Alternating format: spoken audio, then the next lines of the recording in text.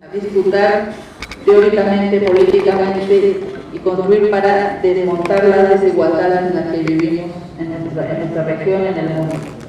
Entonces Claudia es parte de la GAFA, disputar, yo soy parte de la GAFA, única parte de construir para desmontar las desigualdades. Y hay compañeras que estamos pensando, estamos haciendo investigación, estamos haciendo reflexión, estamos escribiendo. Bueno, para no quitar tiempo, y esperemos que ya sea por aquí. Dora Barranco ya llegó. Está subiendo. Viene subiendo ahí. Bueno. Y entonces sucedió algo muy interesante, los desafíos que tenemos desde SEA, que bueno, actualmente el equipo de coordinación estratégica está conformado por cuatro y Oscar Jara es el presidente en esta estructura, pero bueno, nos asumimos con un equipo de coordinación estratégica. Está Rosy Goldar de Argentina, Marbelis González de Cuba, Mundiña Oliveira de Brasil, anda por ahí, y bueno, de México. Y entonces, en este reunirnos al grupo de acción feminista y antipatriarcal, una consulta interesante, participaron de 21 países, 40 respuestas, una membresía de más o menos 120 organizaciones, estamos en 21 países, somos 120 organizaciones y somos 20 afiliados individuales. Entonces, y esto va creciendo, seguramente ya somos más, porque a partir de que empezamos a movernos y a desestructurarnos, porque implica también desaprender y romper cosas, muchos movimientos, personas, grupos de investigación quieren ser parte de ese área. Nos interesa esto que está pasando. Por supuesto que tenemos muchas contradicciones y tenemos una manera de ser y de hacer, pero que estamos haciendo también una reflexión crítica sobre eso que hemos hecho, porque creemos y consideramos que los tiempos que vivimos es una invitación a repensar, a refundar, a reinventar. Y si no estamos en esa disposición, vamos a seguir siendo incoherentes. Y estamos a la vez asumiendo una educación popular feminista, porque si la educación popular no es feminista, no será educación popular.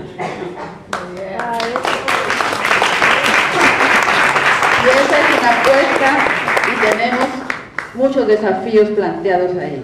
Implica formación, implica investigación, implica deconstrucción, implica hablar desde el sentimiento, la pasión. Entonces, bueno, implica cantar, implica celebrar, implica luchar. Entonces, bueno, este es el SEAL que queremos construir, este es un desafío porque estamos hombres y mujeres, pero que también queremos apostar por esta educación popular feminista. Entonces, bueno, con estas palabras le damos la bienvenida a la compañera Dora Barrancos, que viene por aquí. Y bienvenida. Entonces vamos a arrancar en lo que queremos que sea un diálogo, no solo de quienes estamos ahora en esta mesa, sino entre todos. Y la verdad que muy honrada de estar aquí en una mesa donde está, por ejemplo, Mabel Busaniche, una compañera que nos abrió caminos. Acá hay otras compañeras entre las que están aquí asistiendo, que también fueron de esa primera etapa y que por eso también quería verlas. Nelly, ¿no? Está por ahí. Nelly, felicitaciones. Cuando veíamos las fotos que circularon de Confluencia y de ahora del aniversario, veíamos a muchas caras queridas, a Zulema Palma también que anduvo por ahí. Bueno, para nosotros es un honor que esté con nosotras Mabel. Y queremos rendir nuestro homenaje a las compañeras que abrieron camino relacionando el campo de la educación popular con el de los feminismos para una tarea que va a ser fundamental en este momento, como es el trabajo de base y sobre todo el trabajo de base con las mujeres, con las que están en los territorios, con las que están, hoy veíamos algunos de sus materiales. Bueno, todo esto para decir que estamos muy felices de que pueda ser vos la que inicie el diálogo, Mabel, y que nos podamos encontrar en ese diálogo.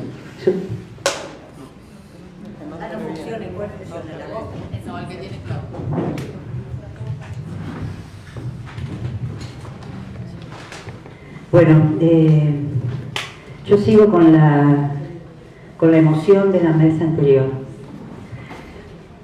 porque recordar la historia, las que tenemos años y hemos vivido exilios y que hemos encontrado la educación popular en el exilio y que hemos encontrado el feminismo en el exilio en la década del 70, ese recorrido ha sido para mí muy emocionante. Y como ha sido muy emocionante, me di cuenta que todos los recordados, que son maravillosos, han sido súper maestros, y que lo hemos leído y que hemos aprendido y demás. En ese recorrido no hay ninguna compañera. Y a lo mejor no la encontramos a las mujeres, porque las mujeres en aquellos tiempos estábamos construyendo colectivamente. Y entonces en ese recorrido de la historia, por ahí Rossi, en esa relectura de la América Latina, de la CEAL, podríamos encontrar los colectivos, las colectivas de mujeres que ya estaban para agregarla, con sus nombres. Porque las mujeres nos fuimos haciendo en estos 40, 50 años en América Latina, desde lo colectivo. Por eso no encontramos lideresas ni grandes teóricos que las sabían y las sabía, pero porque lo fuimos fundiendo en los colectivos. Y bueno, a mí me toca la parte nostalgiosa, diríamos, de la CEAL con respecto a las mujeres, que fue una hermosísima experiencia que se realizó acá en Argentina desde el 86, recordando lo que decía Luis Rigal, de que en el 86 aquí se abrió la apertura democrática y comenzó a saltar todo de golpe, porque la pérdida de esos 7 años se notaban, fundamentalmente las que veníamos del exilio, ¿no, compañera Barranjo? Que aquí realmente no había pasado nada. Entonces, con todo ese caudal de acumulación que teníamos, estábamos como mareadas de por dónde empezar, ¿no? Y con quiénes empezar. Y a nosotras nos ayudó mucho Confluencia, la red de Confluencia, que están aquí, 4 de ellas nombradas, que son las adheridas a la CEAL, que acá están personas de Secopal, compañeras de Acción Educativa, que ya estaban en Acción Educativa, de la FE, que está la Rossi, y esta Canoa, que se incorporó a la mesa más tarde, pero estuvo, y otras organizaciones que entraban y salían. Pero nosotras éramos organizaciones mixtas, o sea, no eran espacios o organizaciones de mujeres para mujeres y pensábamos nosotras para las otras, sino que estábamos dentro de organizaciones mixtas donde había otros temas en la mesa, en la red de Confluencia, que se había comenzado con otros temas. O sea, nosotras como buenas mujeres irrumpimos en un momento dado y dijimos: aquí estamos, queremos estar, queremos hacer una mesa. Y esa mesa empezó con mujeres que nos fuimos encontrando. Y en ese encontrarnos y preguntarnos qué tipo de trabajo realizábamos en las organizaciones desde una perspectiva de educación popular, nos hicimos como una especie de pacto de ver cómo podíamos trabajar con esas mujeres con las cuales trabajaban nuestras organizaciones desde una perspectiva de mirada de mujer. Porque al principio no usábamos el género era una cuestión de construcción a partir del 90 en este país, sino que las mujeres, ¿qué nos pasaba a las mujeres? Y en ese interín del que nos pasaba a las mujeres, aparece una cuestión en Argentina que sigue siendo un hito histórico y que es todo el feminismo mundial, creo que se pregunta: ¿qué pasa con los encuentros nacionales de las mujeres en Argentina? En esa época, o sea, en el 86, es el primer encuentro que se realiza acá, cuando nos empezamos a encontrar con las compañeras de Confluencia, participamos algunas del encuentro de Córdoba, que eran encuentros pequeños. Piensen, los que no conocen estos encuentros nacionales, que en el primero había 1000 en Córdoba hubo 3.500, y en Córdoba nos encontramos con algunas que decíamos, nosotros estamos trabajando desde las organizaciones, desde la alfabetización, desde los jardines maternales algunas, desde las huertas familiares, de muchos espacios de educación popular, pero acá no vemos mujeres pobladoras, no vemos mujeres sectores populares. Había como una ausencia de presencia del sector popular.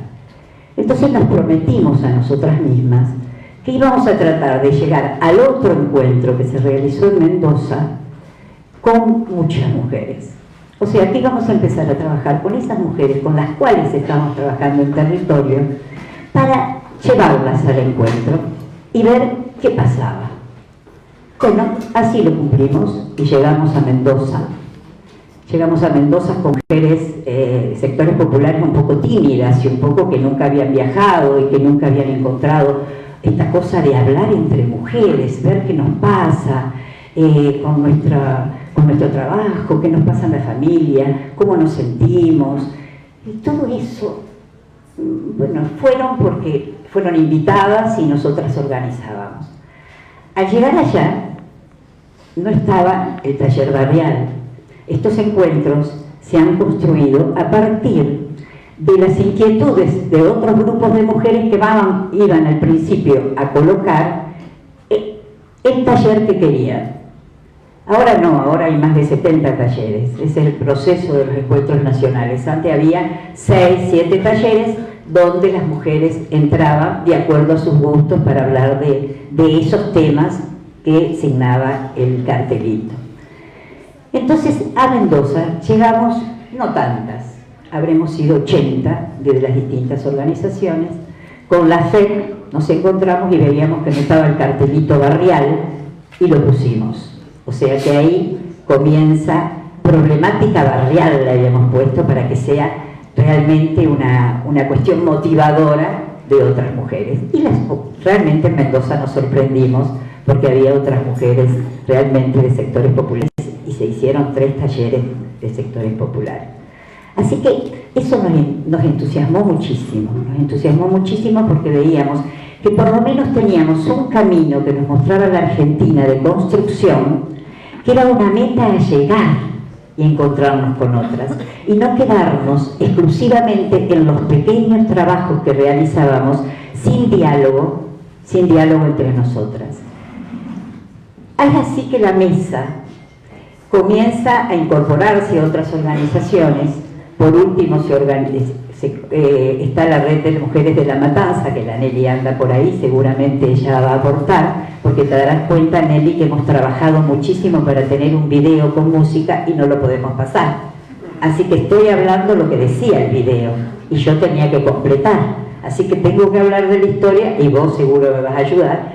Pero bueno, sigamos porque una cosa que yo no les dije que es sumamente interesante, esta mesa de mujeres de confluencia duró desde el año 86 hasta el 2005. Y desde 2005, que terminó un poco la red de confluencia y también la construcción de la mesa, no nos vimos o nos encontrábamos en espacios de mujeres o encuentros con las educadoras populares, con las cuales habíamos trabajado 18 años. Así que este año, sin saber de esto, nos propusimos encontrarnos después de 13 años, porque la marea acá es la irrupción de juventud abundante, que ya no tiene límite ni de edades, pero todas mujeres. La marea nos pide historia, quiere saber qué pasó. Entonces, desafiadas para dar respuestas de esa construcción, dijimos este año, vamos a encontrarnos. Habíamos encontrado hace 5 años para recordar a aquellas que habían partido.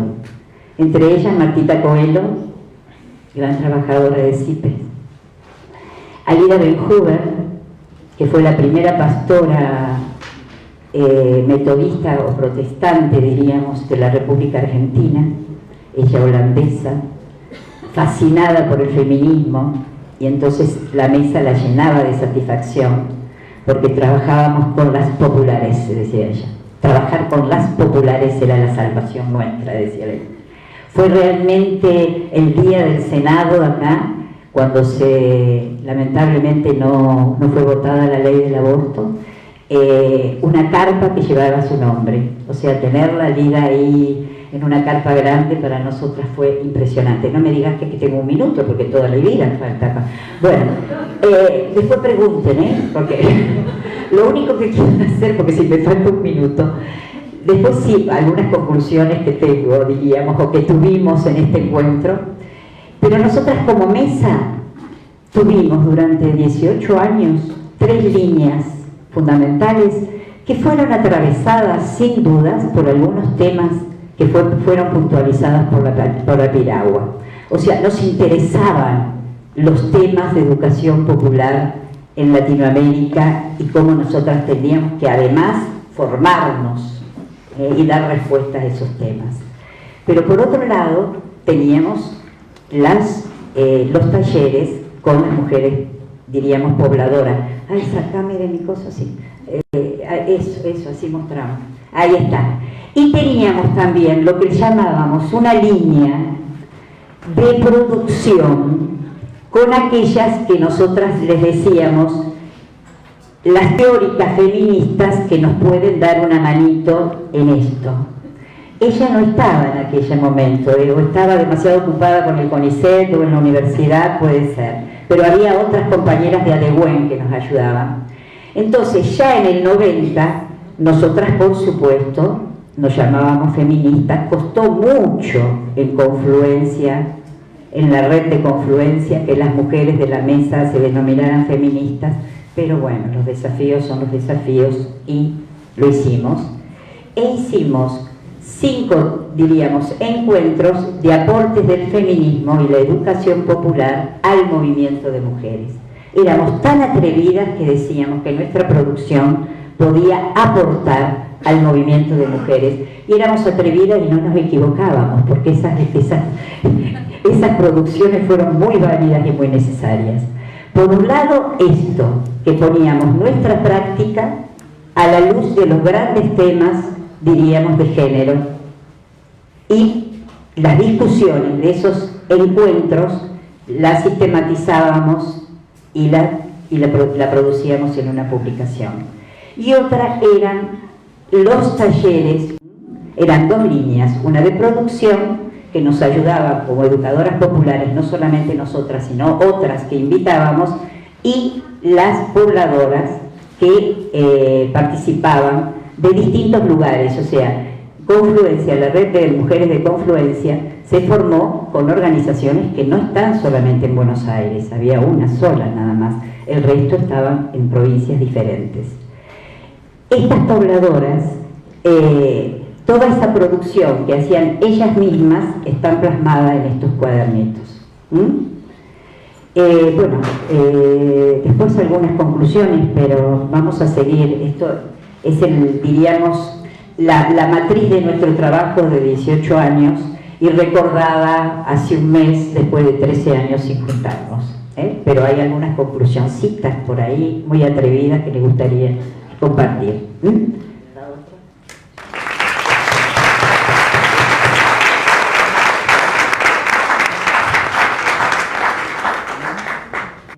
Para quienes no me conocen, yo soy Ana Clara, estoy en la organización CEIP y quiero agradecer especialmente a mis compañeros y compañeras de CEIP por confiar, a la CEAL y a todos ustedes, todos ustedes por estar hoy acá. Me parece que es fundamental encontrarnos en estos tiempos, que son tiempos muy difíciles, muy duros. Mi percepción es, por ejemplo, lo que pasó en Brasil con Bolsonaro, lo vimos con absoluta preocupación acá.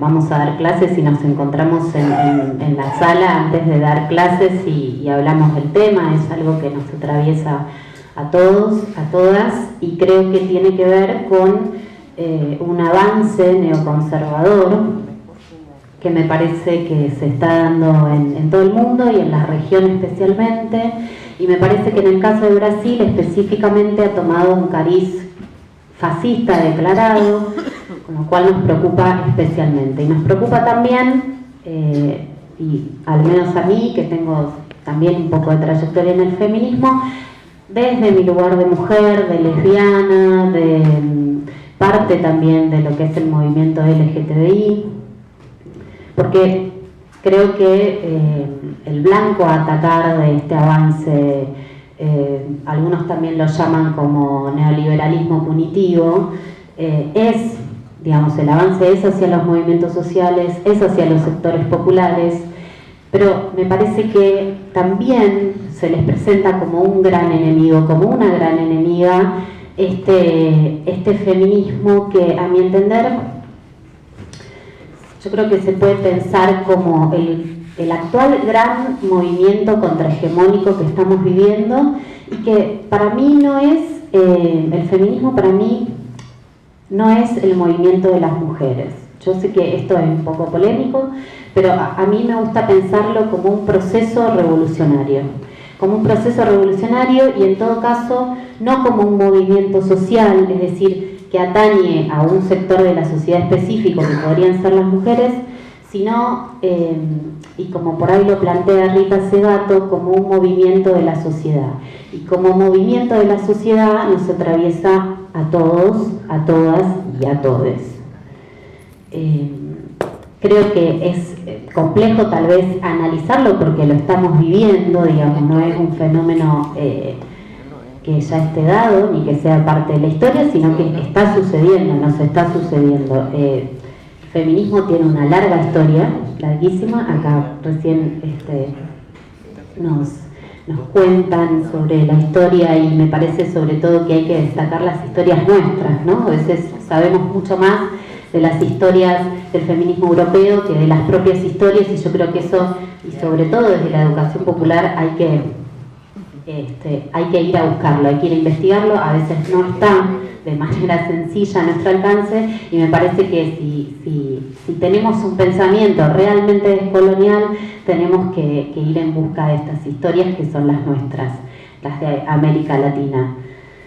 Pues aparte nos encontramos con historias hermosas. Yo siempre que he investigado, nuestras historias feministas son bellísimas, no tienen nada que envidiarle a los feminismos europeos,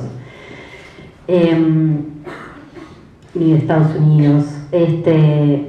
Bueno, me parece que, y esto sé que tal vez es un lugar un poco difícil para mí, yo ayer les preguntaba a mis compañeros y a mis compañeras, me cuesta un poco esto de las iglesias, entiendo y comprendo y sé que hay sectores, tanto en la Iglesia Católica como en la Iglesia Evangelista, que son compañeros, que son compañeras, que están con nosotros codo a codo en cada lucha, pero no puedo dejar de decir que, por ejemplo, el avance de Bolsonaro tiene para mí un claro brazo ideológico completamente afianzado en filiación con la Iglesia Católica y especialmente la evangélica, y me parece que esto tendría que llamarnos a una reflexión e incluso apoyar a los propios compañeros que están dando la batalla ahí dentro, que me parece que es muy difícil, es doblemente difícil para ellos, y creo que debemos trabajar en confluencia. Bueno, diciendo esto, pensaba en la educación popular, que es nuestro terreno, nuestras trincheras para combatir estos avances neofascistas son las aulas, con los estudiantes.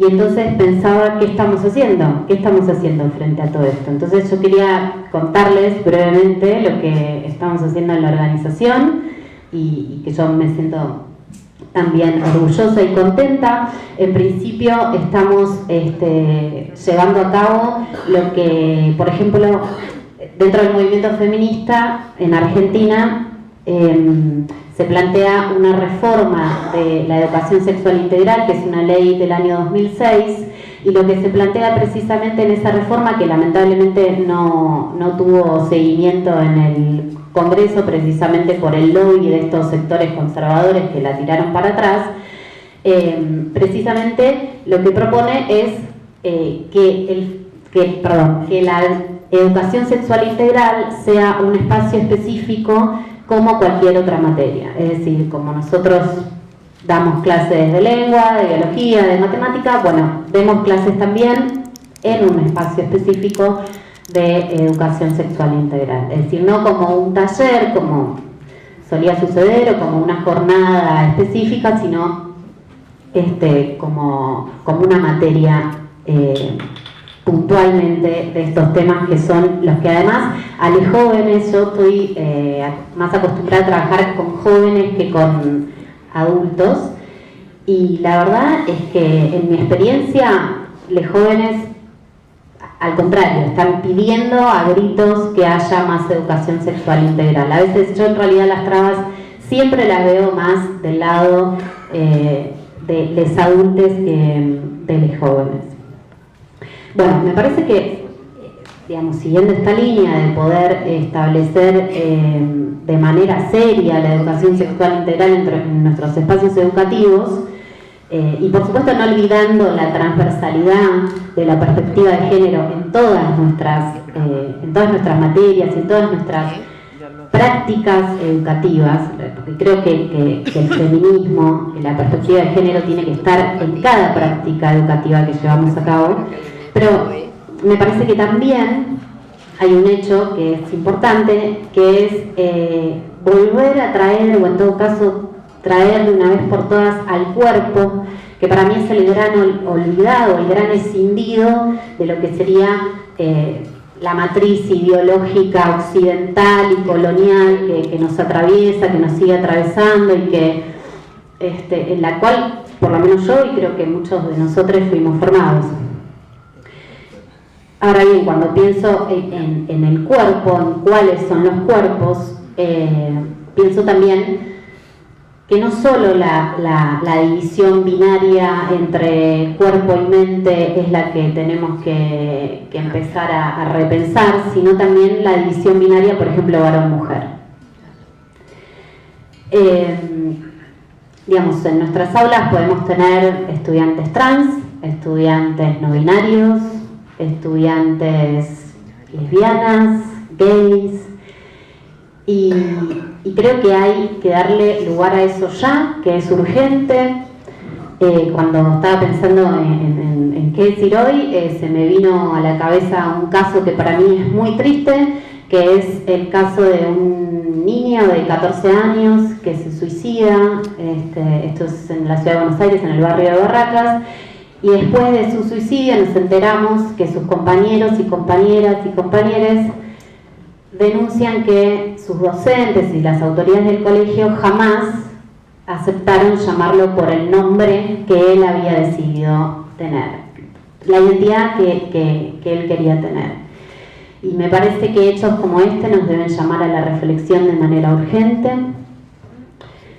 para que realmente la educación sea una educación popular, inclusiva y feminista. Creo que es posible, porque creo que está siendo posible y que lo estamos viendo. Así que, bueno.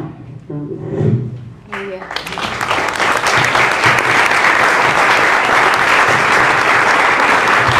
En estos días estaba como pensando mucho qué voy a decir, porque también no sabía quiénes iban a estar presentes, la edad y de dónde venían bien. Pero sí sabía que representaba a mi organización en este momento, a Juventud Andina. Estoy en otra organización también, pero especialmente Juventud Andina. Seguramente muchos me habrán preguntado ¿de dónde sos? ¿De dónde soy? Bien, en un principio era mujer boliviana que vive en Argentina, 20 años en Argentina, 7 años en Bolivia. Después, en un proceso, digamos, de encontrarme con mis raíces, mujer colla, mujer indígena, que muchas veces como que uno tiene que encajar en un país determinado de dónde sos. Bien, Juventud Andina está compuesto por un grupo de estudiantes. Nos hemos conocido en la Universidad Nacional de Cuyo, la Universidad Pública Nacional de Cuyo de la provincia de Mendoza. Somos de la comunidad Huarpe, de la comunidad Colla, migrantes e hijos de migrantes bolivianos, raíces indígenas. Bien, en este momento me toca hablar del feminismo y de la educación popular. En mi trayectoria personal, pero también de mis compañeras y compañeros de Juventud Andina, hemos transitado por los encuentros nacionales de mujeres y en diferentes espacios. Somos la primera generación que llega a la universidad, nuestros padres, muchos quechuas hablantes, muchos también de alguna manera constructores, trabajadores en los hornos de ladrillos, en las chacras, artesanas. Muchas de nuestras madres, digamos, de Juventud Andina, en estos momentos cuando se hace el paro, la marcha, el Encuentro Nacional de Mujeres, están trabajando, cuidando a los hijos de las demás, limpiando la casa de los demás. Era como bastante como de pensarnos, de decir, bueno, nosotros capaz que tuvimos la posibilidad de marchar junto a otras, pero nuestras madres, nuestras hermanas, nuestras vecinas, no. Yo en este momento estoy hablando desde acá, desde el feminismo, pero nuestras comunidades siguen trabajando, nuestros padres siguen trabajando. Bien, después también en la participación del Encuentro Nacional de Mujeres, yo respeto la trayectoria, la historia, pero también nuestra historia. No fue fácil encontrarnos con nuestras raíces, pero dijimos, 12 de octubre, ¿qué hacemos? Realizamos varias intervenciones, ni Día de la Raza, ni Día de la Diversidad Cultural, que lo quieren llamar, y que suena muy bonito, pero que fue el genocidio de nuestros pueblos. Después muchos dicen, bueno, uno se queda en la historia, pero sigue ocurriendo. Hace poco nos mataron a un hermano mapuche, niños huichi, a nuestras hermanas líderes indígenas las siguen asesinando en defensa de sus territorios, a nuestro hermano Enrique también, solo que en los medios hegemónicos claro que no salieron, en los medios alternativos en algunos sí salieron. Primero que era buscado, a los 2-3 días lo terminaron encontrado y estaba asesinado. Muy poco sabemos que fue en defensa de un territorio.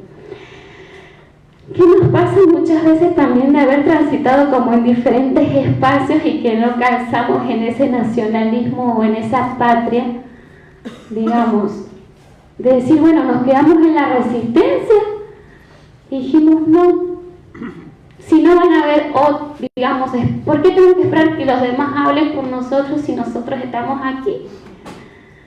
Entonces fue por eso que empezamos de alguna manera con el 12 de octubre, empezamos por ejemplo, aunque sea a la distancia, a nuestro compañero Zurita, y hablo desde acá, desde el feminismo, porque el tema del feminismo para nosotros no solo es el tema de las mujeres, son los niños, nuestros hermanos, que sí, claro que hay un machismo, reconocemos que hay un machismo, pero cuando está de color de piel hay una doble opresión que sufren nuestros compañeros y nosotras también.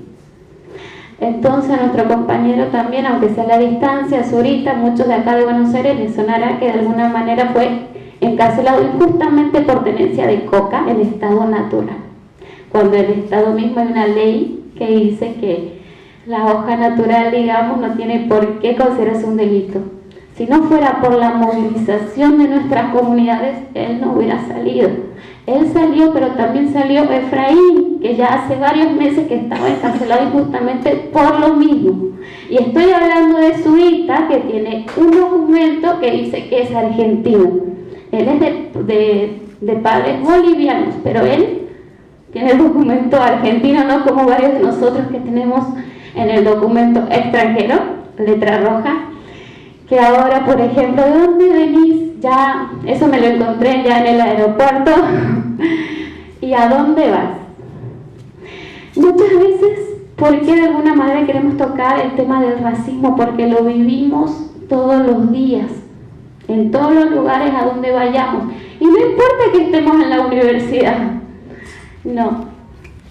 Hace poco también a una de nuestras hermanas migrantes haitianas, en Mendoza, en la provincia de Mendoza, que iba a Chile, tuvo tuvo un bebé en un hospital donde sufrió violencia obstétrica o violencia de parte de varios profesionales y también policiales.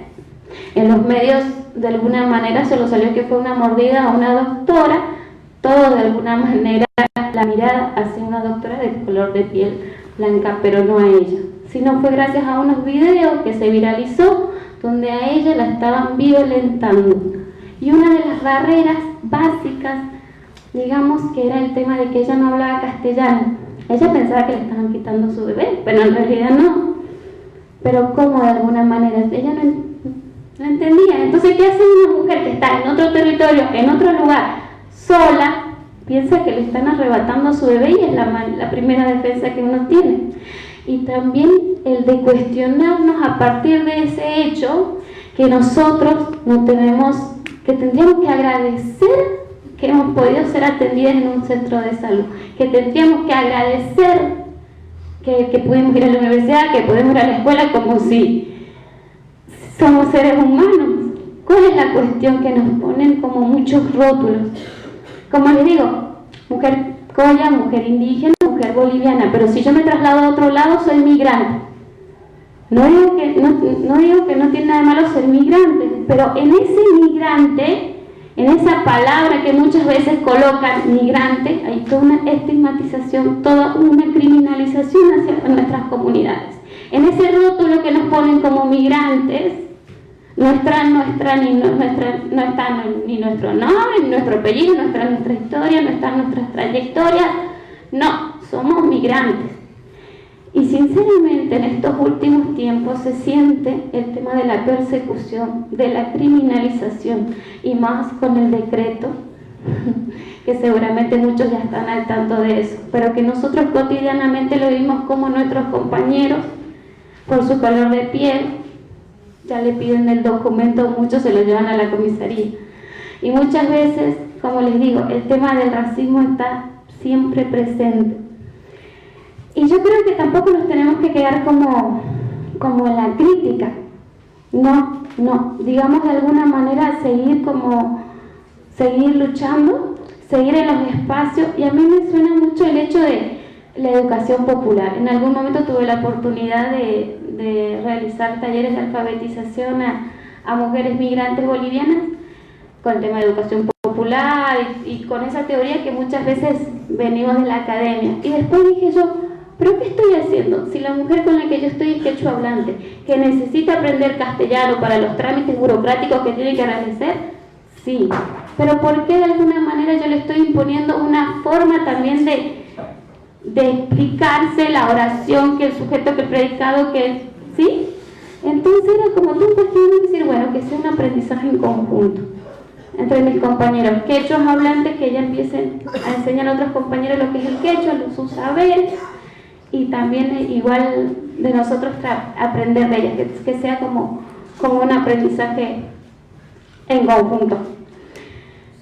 Bien, después como jóvenes yo creo que es como un compromiso y una responsabilidad muy grande que nosotros tenemos, digamos de alguna manera, de poder trabajar con nuestras comunidades, pero también el hecho de facilitar herramientas, porque en este caso yo puedo hablar de acá, pero por ejemplo si yo no pudiera hablar por ejemplo de las mujeres gitanas, yo no podría hablar de las niñas y de las adolescentes, por ejemplo, yo no podría hablar de las mujeres con discapacidad, no podría en este momento hablar. Puedo decir muchas cosas que puedo saber en la teoría, pero yo acá en este lugar, en este momento tienen que estar estas mujeres, tienen que estar estos sujetos hablando por ellos mismos generar esas herramientas junto a sus pares.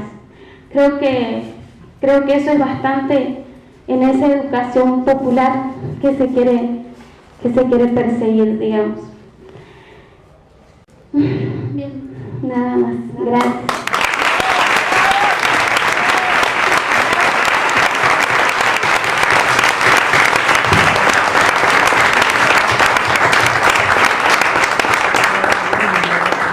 Bien, Zaida, bien. Queríamos escucharte más. Bueno, muchísimas gracias por estar acá en este panel que es tan plural. Es cierto que, como dice Zaida, faltan representaciones femeninas, faltan alteridades y alteridades y alteridades, pero hay unos aquí. La primera cuestión que me gustaría recordar, ¿cuántos son? Unos minutos, ¿no? 10 minutos. La primera cuestión, Mabel dijo muy bien, hay una omisión aún en la gran saga de la educación popular en América Latina, la omisión de las mujeres. Ahora bien, no pudo haber educación en América Latina sin las mujeres. Aquí en Uruguay, en Brasil, en Perú y en Chile, ya desde el siglo pasado, desde el siglo XIX, la mayoría de los contingentes que hacían la educación popular pública, con características más o menos, yo diría, más agregadas, en el sentido de mejores recursos, etcétera, o menores recursos, fueron las mujeres. De modo que cuando se habla de los maestros en América Latina, en realidad hay que decir las maestras, porque los maestros, mi viejo era maestro, en realidad ya en los años 1920 siguieron de la educación popular de base, me refiero. La educación popular de base fue magisterio femenino. 2. La otra cuestión que quisiera decir, que el gran Paulo Freire, se ha dicho de manera un poco críptica en Brasil, país que me acogió en el exilio durante 8 años y como aquí se ha recordado muy bien, está viviendo ahora una tragedia. Es una tragedia lo que está pasando en Brasil, pero quiero decirles que ese Paulo Freire, justamente, es una tragedia. A ver, Bolsonaro versus Paulo Freire. Paulo Freire, siempre se ha dicho, tuvo una coadyuvante fundamental, su compañera María. Y hay quien diga que gran parte de las ideas de Paulo las tomó de la práctica del magisterio de María. Así que hay otra gran omisión. En realidad es Paulo, es María. María, Paulo.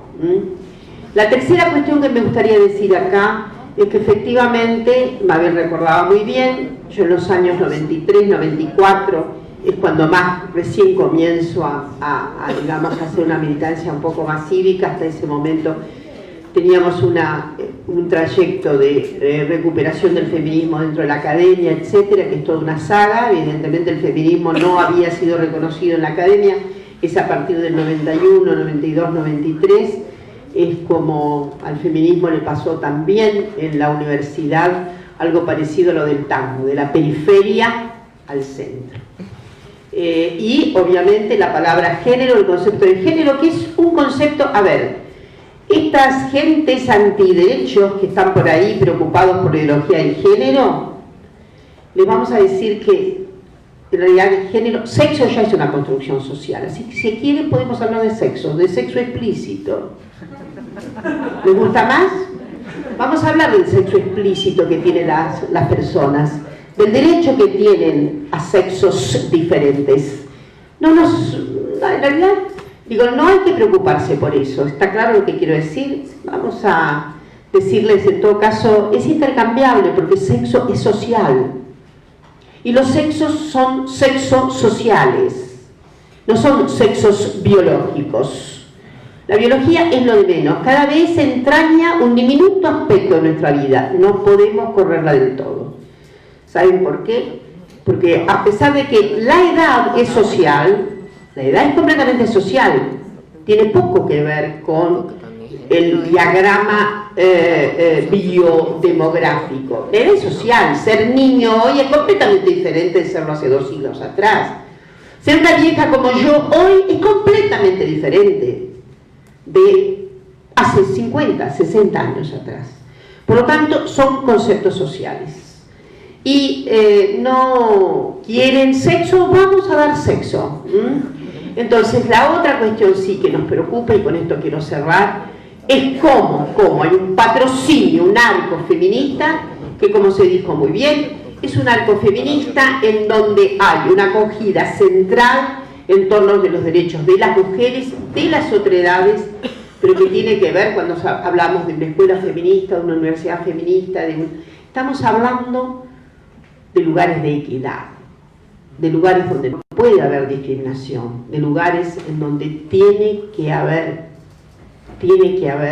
la nota justa entrañable que corresponde a toda la diversidad. lo que mejor que nos pasa es ser diversos, diversas y diverses. Es ese arco formidable de etnias.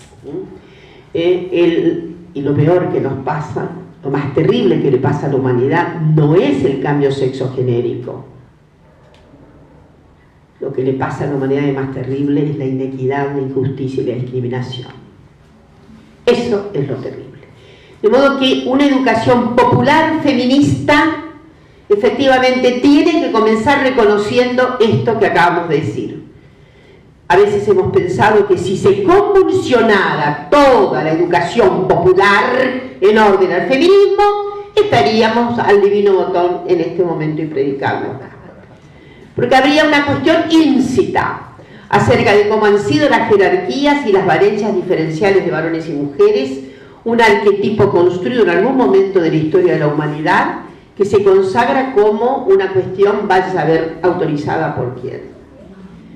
Digo, sobre todo porque hay una racionalidad religiosa que tenemos que admitir que exista, pero hay que saber que Dios no tiene nada que ver con estas construcciones jerarquizadas.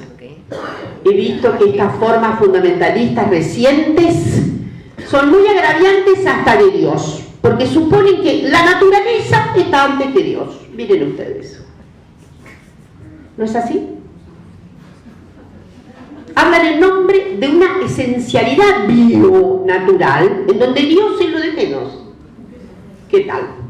Pero bueno, decirles que en realidad repongan a Dios en todo caso en su lugar. Y Dios va a entender muy bien de qué se trata. ¿De qué se trata este sortilegio extraordinario en que las criaturas humanas se dan más libertad? Uno de los fenómenos recientes más notables por los cuales ha habido un crecimiento tan exponencial de los feminismos a propósito de estas luchas más recientes para la legalización del aborto, tienen que ver, desde mi perspectiva, con muchos acontecimientos culturales y sociales, muchos producidos por los feminismos en la Argentina, que fueron siempre variados y de muchos colores, pero muchísimo tiene que ver con esta experiencia de las sub-20, de los sub-20 respecto de la franquía en materia de sexualidad, de apertura, de mentalidad, etc. Y eso no lo aprendieron en los textos. Es poco probable que nuestros militantes hayan leído una página acertada sobre la estructura del patriarcado. Pero es una sensibilidad, es un sentimiento, es algo que se ha incorporado de manera notable y que efectivamente va a requerir mayor erudición. Para eso están los formadores populares, Quiero decirles que efectivamente tiene que haber una educación completamente alterada. Este es un papel fundamental para quienes están en la escena extraordinaria de las competencias, para ser más competentes a las gentes populares y saber efectivamente que se trata de vertientes abiertas. Vertientes abiertas. Cuando Zaida recuerda las omisiones, segregaciones, el bullying, el descomedido movimiento, inclusive de las feministas, ¿no? Con relación a los pueblos originarios, las etnias y demás, también tampoco es una cápsula cerrada, que hay una cuestión de intervención abierta. Que felizmente estamos en estado de deriva y que, con esto quiero cerrar, ese estado de deriva en que estamos y sobre todo quienes de alguna manera, una u otra, estamos siempre al frente de formaciones, en fin, no podemos dejar de pensar que nuestra tarea, toda en ordenar interacción educativa, toda la tarea se cifra en un cometido: aumentar la dignidad humana. Muchísimas gracias.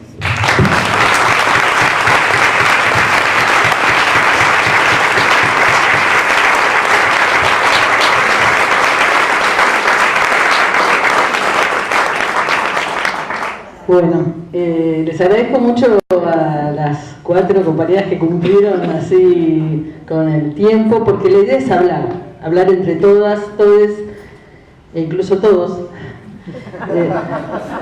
incluso todo y todas. Y justamente hacer un ejercicio de educación popular, donde no hay una parte que solo habla y otra parte que solo escucha, y un ejercicio también de feminismo, donde tratamos de que no haya esas jerarquías tan marcadas.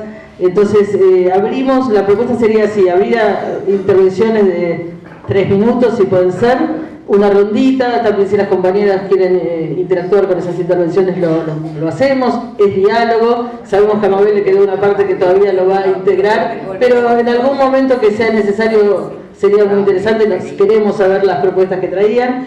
Entonces, ustedes disculpen la parte horrible que me toca a mí de estar cortando el tiempo, pero es espantoso, pero es tratar de garantizar el diálogo, es tratar de garantizar que el tiempo nos alcance a todas. Entonces, ¿quién quiere arrancar con algún comentario, preguntas, contarnos? Nelly, bien, vas a pasar por acá. Buenas tardes. Cuando empezaron a trabajar, Mabel decía que era la ex mesa de mujeres y que en un momento Confluencia había trabajado con los sectores populares. Y yo digo, y en este momento, que nunca he pasado, que yo soy el presente. Yo soy hija de eso, de lo que contó ella. Nosotros somos la red de mujeres de La Matanza. Nosotros, cuando ellos nos llevaron por primera vez, de mano del CIPE, de Marta Coelho, al cuarto encuentro de mujeres, no sabíamos que lo que hacíamos en los barrios era perspectiva de género. Y en ese momento nacemos de la teología de la liberación. Somos y soy de las comunidades eclesiales de base. En ese momento era muy difícil ser católica en el mundo del feminismo y ser feminista en el mundo católico. Hasta el día de hoy es muy complejo. Pero creo que nosotras, Mabel, las académicas, creamos, Claudia, ¿no?, lo que es el feminismo popular. Tuvimos que hacernos paso para poder ver que había un feminismo en los sectores populares. Quiero decir a Confluencia que somos presentes. La mesa jamás va a ser pasada. Mientras haya organizaciones que estamos en la lucha y estamos prontos a cumplir el año que viene 30 años. O sea, hemos nacido de esa experiencia y nos mantenemos. Y creo que en la actualidad hemos despertado un monstruo. En esta ola verde, creo que las iglesias se despertaron, porque creo que hemos tocado el bolsillo de las estructuras, porque hemos dejado el cuidado, el gratuito. Ya no queremos servir gratuitamente en las iglesias. Salimos en la calle y el servicio doméstico tiene precio. La ética del cuidado tiene precio. Y el neoliberalismo se basa de eso, del cuidado. Entonces nos quieren dentro de la casa. Entonces eso es muy bien. O sea, el feminismo nos hizo a la gente de los barrios tener desde el feminismo la ética del cuidado y el tema de lo que es las economías. Así que le diríamos a la CEAL que hay deudas grandes, que el feminismo popular es su presente. O sea, no hay nada que empezar, ya está empezado.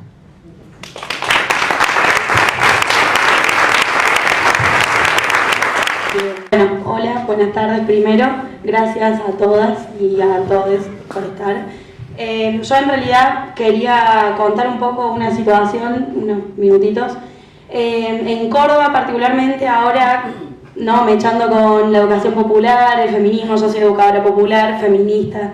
Se está dando un proceso en el que nos imputaron a 28 estudiantes por defender la educación pública, en el marco de un proceso de lucha que nos dimos, que una de las herramientas que utilizamos para ese proceso de lucha fue la ocupación pacífica de 5 facultades y una institución más, que es como el centro político de la universidad en Córdoba.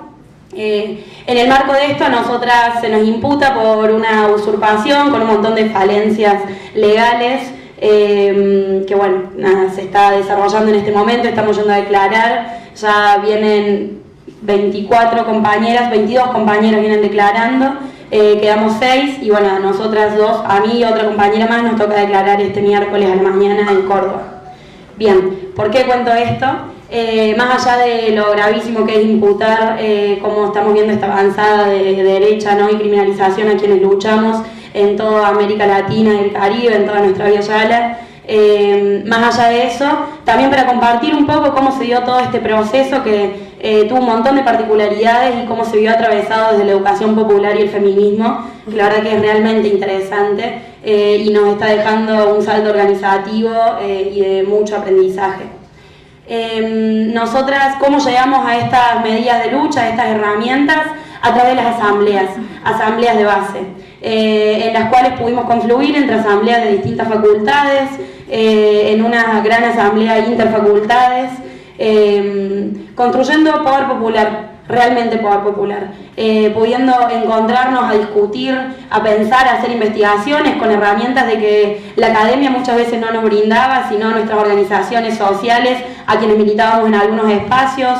Otras fuimos aprendiendo en el proceso también, con las herramientas que nos fuimos compartiendo. Y a partir de todo eso es de que pudimos seguir con este proceso de lucha, que si bien ahora las tomas, las ocupaciones en las facultades no están, el proceso de lucha sigue. Entonces en ese sentido me parece súper interesante. También, ¿no?, en salir de esta burbuja de la academia en la que muchas veces estamos, las universitarias, y poder empezar a confluir con otros sectores. En esto, por ejemplo, se empezó a tejer nuevamente en Córdoba, que venía desde el Cordobazo, ¿no?, años anteriores, una alianza obrero estudiantil, la verdad que muy fuerte, y con la particularidad que se da ahora, que no es solo el sector obrero, sino también el sector de desocupados y los sectores piqueteros, que nos pudieron compartir todas sus herramientas con una solidaridad, la verdad que increíble, en la que pudimos seguir enlazando nuestras luchas y entender de que la lucha por la defensa de la educación pública no es una lucha aislada, todo lo contrario, sino que se está dando en el marco de un recorte presupuestario que estamos viendo hacia todos los derechos que venimos conquistando históricamente.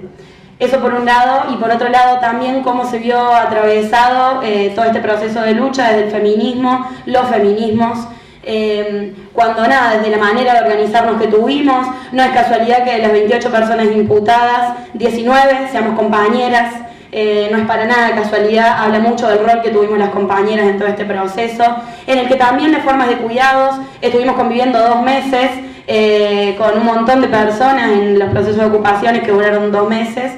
Entonces, en lo que tuvimos que fijar un montón de criterios también, no solo para cuidarnos de los factores externos, digamos, del enemigo interno, sino también del enemigo interno que era el machismo de nuestros propios compañeros hacia el interior de las tomas, en donde tuvimos que echar a compañeros, que bueno, ahí yo le saco el título de compañeros, sino de violadores, tuvimos que echar a acosadores, a violentos, un montón de situaciones en las que nosotras, las pibas, nos vimos súper empoderadas, y no fue solo una construcción nuestra, sino una construcción histórica que nos venían compartiendo el resto de nuestras compañeras que vienen transitando los distintos feminismos.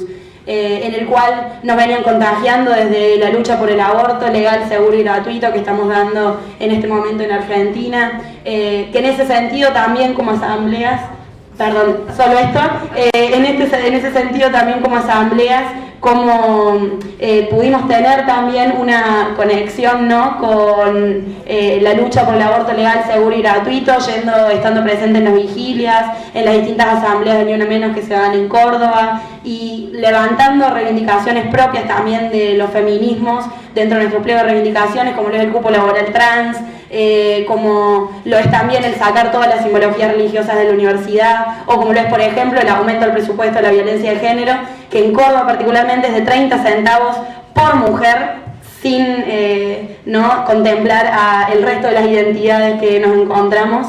Así que bueno, nada, eso era compartir solamente esto para que puedan estar al tanto y seguir un poco en lo que estamos. Gracias y disculpen el tiempo.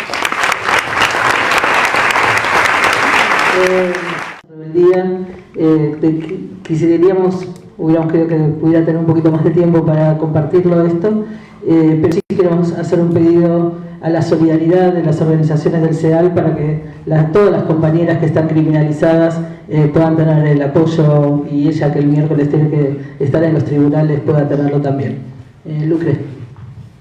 Primero, no quería dejar de decir que felicitaciones a los dos conversatorios, realmente fueron hermosos y muy movilizadores y emocionantes, así que felicitaciones tanto a la gente que estuvo en el primer panel como a todas estas hermosas mujeres. Yo solamente un comentario, quería partir de la frase que dijo Mabel, de la marea nos pide historia, quiere saber qué pasó. Yo creo que este es un desafío que tenemos hoy como Movimiento de Educación Popular, en la reconstrucción de la historia, y me acordaba del encuentro de Red de Redes, que fue en septiembre en este mismo lugar, cuando charlábamos de la necesidad de recuperar nuestras brujas, recuperar las brujas de nuestros territorios. Eso es una deuda que tenemos como educadores y educadoras populares, así que creo que bueno, que el desafío que tenemos hoy es poder recuperar las mujeres de la educación popular. Muy bien.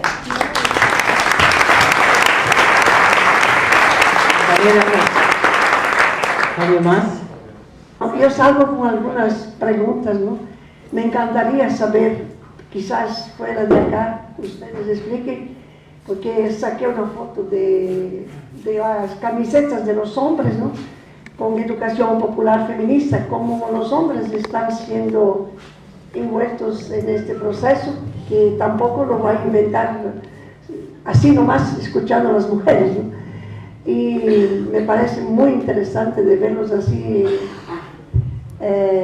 no apoyando la causa, haciendo suya también esta causa, porque la humanidad no va a cambiar si no cambiamos mujeres y hombres, ¿no? La otra cosa es sobre la cuestión de género, que allá en Brasil estamos hasta acá con esta cuestión de que han inventado que es ideología de género.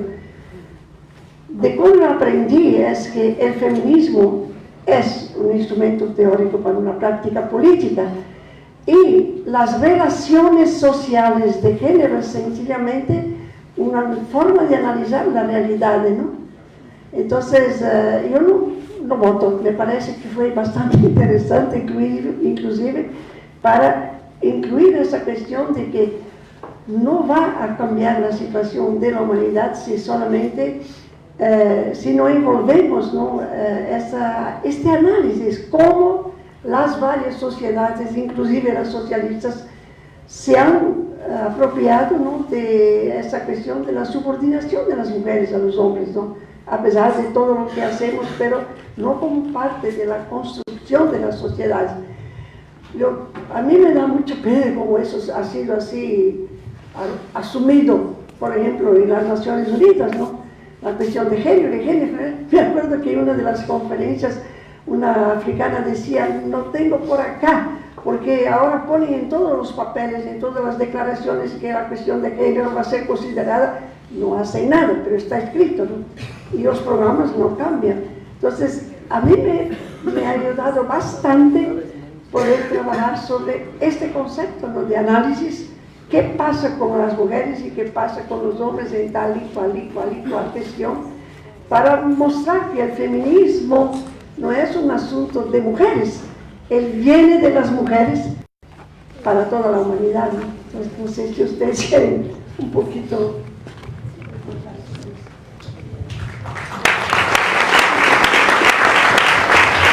A ver, hay un pedido de palabra, pero si alguien quiere compartir la pregunta que nos hacía Moema sobre por qué las camisetas. Sí, un poco la respuesta está en un poco lo que venía diciendo, coincido con todo lo que dijiste. Y sí, en la organización me parece que no, trabajamos así. Tenemos, por ejemplo, una comisión de género donde trabajan compañeros, varones y sexuales,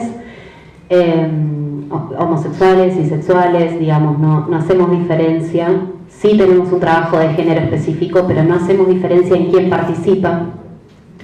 Y en este sentido me gustaría volver a destacar, porque me parece que es muy importante, que para mí el feminismo es un proceso revolucionario de toda la sociedad. ¿no? Esto del movimiento de la sociedad, no de un sector. Para mí el feminismo ya en este momento histórico tiene esa impronta de ser y no tengo miedo en decirlo, una revolución social.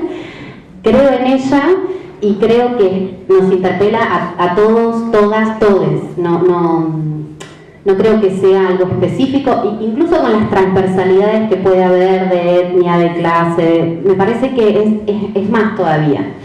Y también celebro, aparte, que estamos precisamente en los territorios donde para mí está la vanguardia del feminismo. Pero me parece que es un movimiento planetario. Y sí, nosotros queremos una educación popular feminista. Y queremos transformar el mundo, como dicen.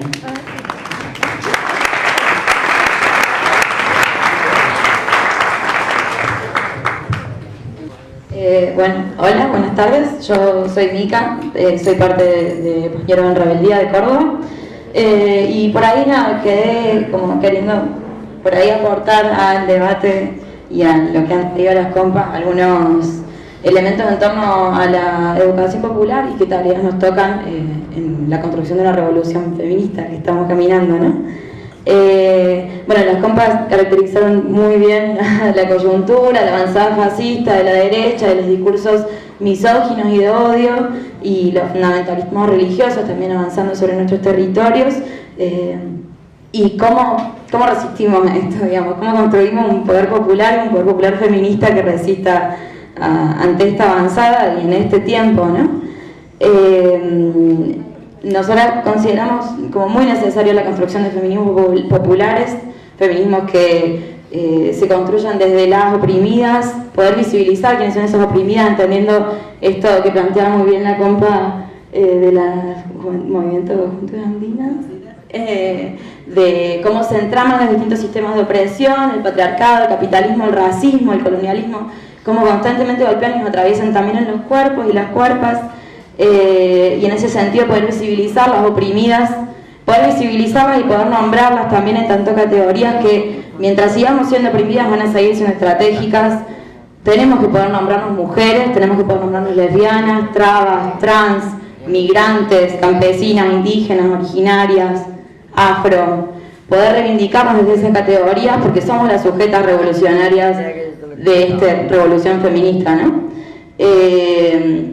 Entonces, bueno, por un lado poder construir la pedagogía de las oprimidas en ese sentido, visibilizando la dimensión pedagógica de los distintos espacios que vamos construyendo, no solo las formaciones feministas en sí mismas, escuelas feministas, sino también las asambleas feministas, asambleas de mujeres disidencias que vamos construyendo en nuestros distintos territorios.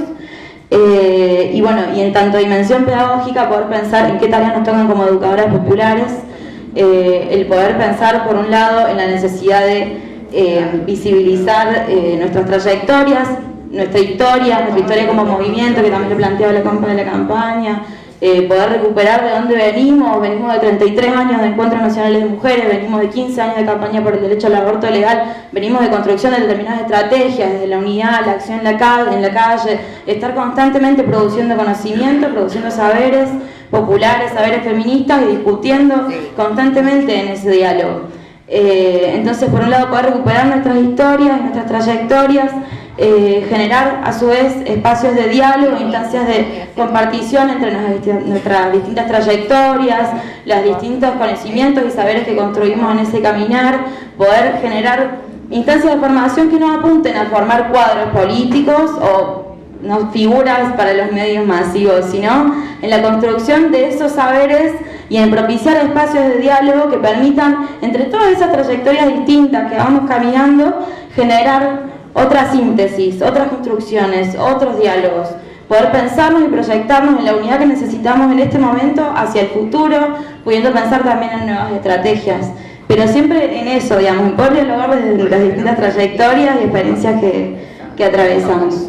Bueno, en lugar de la organización también venimos de todo un año caminado con la Marea Verde, en la calle, con la juventud, teniendo una fuerza impresionante de las jóvenes, dándole todo el cuerpo a esta lucha por el derecho al aborto legal.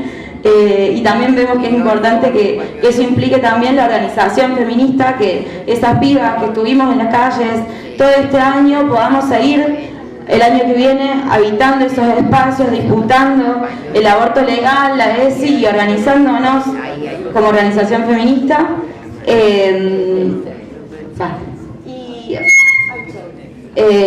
Bueno, rápidamente, reivindicar también el tema de la autonomía del movimiento feminista, la necesidad de que no nos separen, que en este momento tenemos que construir en unidad, pero también en esa autonomía que nos permite seguir reivindicando nuestras estrategias, nuestras necesidades, poder poner en palabras lo que necesitamos en este momento, más allá del momento de si hay elecciones o cualquier momento que estemos atravesando en este momento, ¿no? Poder seguir construyendo nuestras reivindicaciones.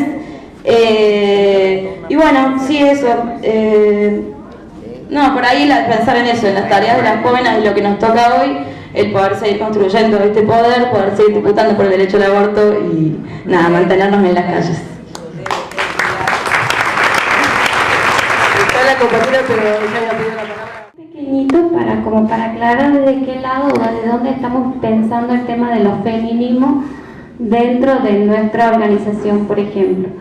En un primer momento hay algo muy importante que creo que no lo hemos mencionado y es, está bien, mujeres, niñas, niños, adolescentes, pero ¿y la madre tierra, la Pachamama? Era como, a ver, todo bien, pero de alguna manera vivimos en un territorio, dependemos de alguien. Y también nosotros ha sido como toda una construcción espiritual el tema de la Pachamama, que desde niñas de alguna manera se nos fue enseñado, digamos, que siempre está presente. Eso yo creo que fue decir, bueno, es verdad, estoy en otros territorios, pero yo sé que la Madre Tierra está siempre presente. Yo sé que mis ancestras, mis abuelas, mis tatarabuelas, la historia de mis abuelas siempre están presentes en cada árbol, en cada tierra, en cada suelo. Yo creo que el tema del feminismo en nuestro caso va por ese lado también. En un primer momento es verdad que nos hemos ido más por el lado del feminismo comunitario, porque muchas veces desde las teorías occidentales, orientales, muchas autoras no nos sentíamos identificadas. Y después el feminismo comunitario sí. Pero después últimamente también dijimos, todo bien, pero este feminismo comunitario era de las mujeres aymaras, que está bien con sus luchas, pero nosotras somos quechuas. Entonces como que va en ese camino también de construcción desde nuestras propias identidades y yo creo que nunca termina. Y el tema de la Pachamama, nuestra Madre Tierra, creo que siempre tiene que estar presente.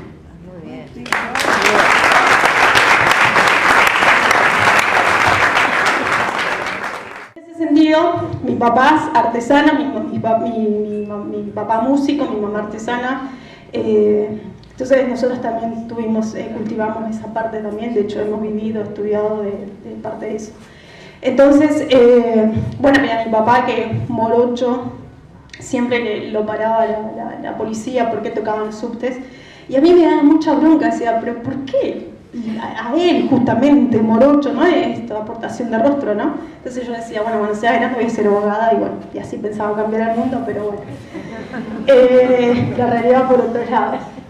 Pero en ese sentido, cuando me acerqué a la educación popular, que digamos porque nosotros queremos cambiar y transformar, pero el contenido, que es la que baja de la currícula, en la que se enseña en las escuelas, en las universidades, en los secundarios, la realidad es que eso no se cuestiona, eso se enseña y somos como repetidores de contenidos y no, digamos, no nos volvemos pensamientos críticos, no pensamos, repensamos. De hecho, yo cuando estaba haciendo Derecho Constitucional decía, bueno, la hoja de coca es cocaína, y estábamos hablando de la ley de estupefacientes.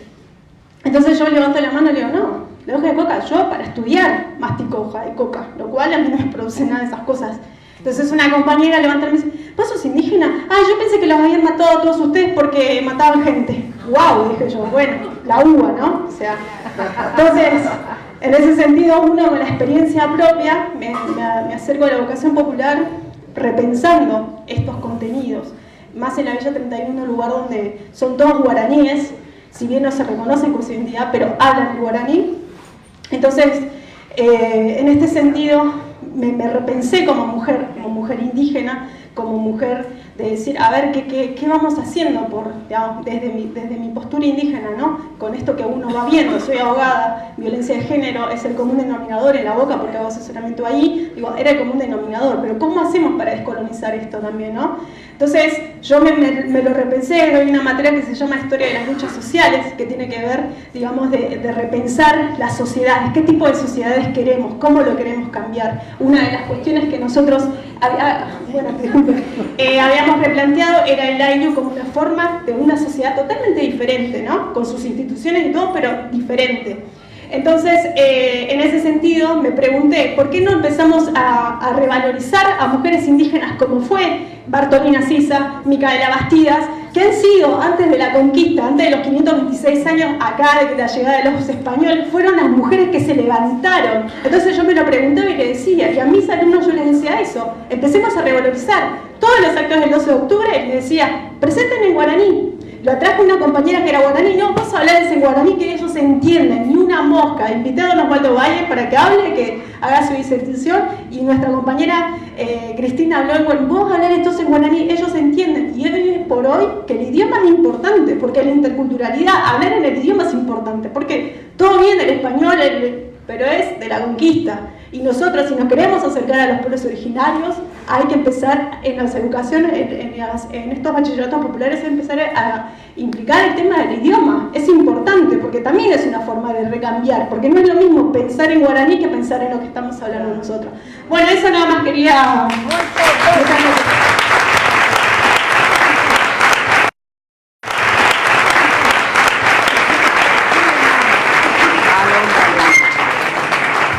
Yo estaba pidiendo la palabra que hace unas 5 veces, entonces no es por reacción que estoy acá.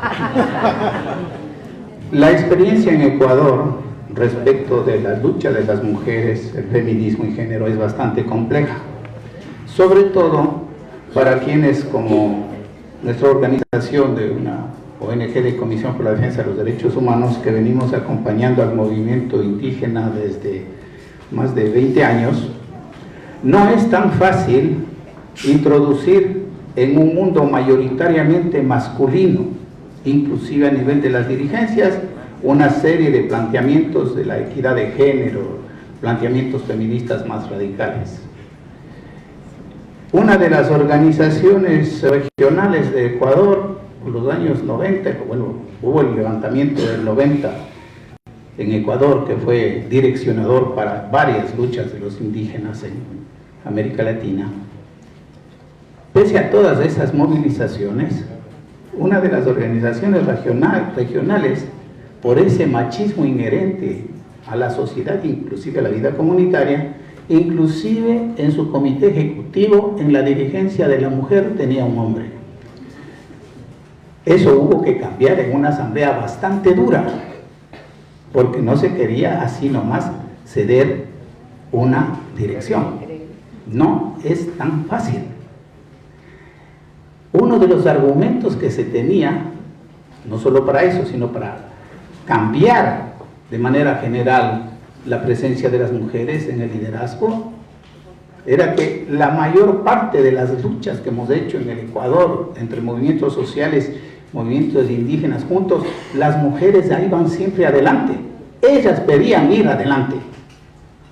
Entonces decíamos, ¿cómo es posible que a las que están ofrendando inclusive su vida no se les reconozca después su liderazgo en cargos de dirección?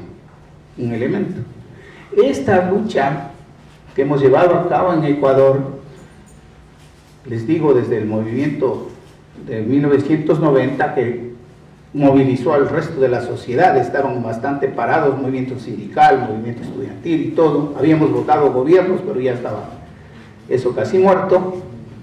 En 1998, en una asamblea constitucional, no constituyente, en una asamblea constitucional, logramos, pese a que haya una mayoría de derecha, por un tremendo trabajo de organizaciones de mujeres, organizaciones feministas, LGBT y todo, hacer una mayoría convenciendo al más fuerte partido de la derecha, el Partido Social Cristiano, para hacer una mayoría.